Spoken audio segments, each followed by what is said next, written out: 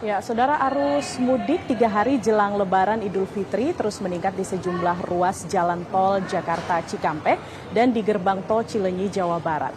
Dan untuk mengetahui informasi selengkapnya, kita telah terhubung bersama dengan reporter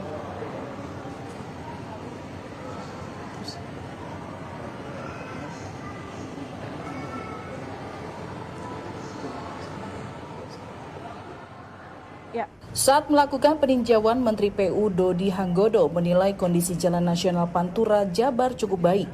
Namun memang masih terdapat titik-titik yang perlu diperbaiki atau dilakukan preservasi.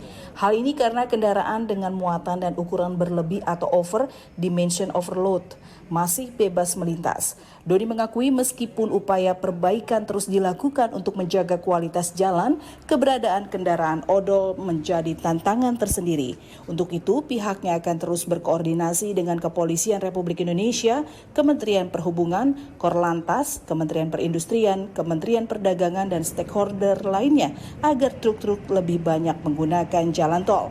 Hal ini dilakukan demi kenyamanan dan keselamatan pengguna jalan yang lebih kecil, terutama pengendara sepeda motor yang lebih rentan terhadap kondisi jalan yang kurang baik. Kita upayakan nggak ada lubang ya, tapi kalau kemudian gelombang sana sini nggak bisa maksimal karena itu perlu waktu agak lama tuh untuk konservasinya.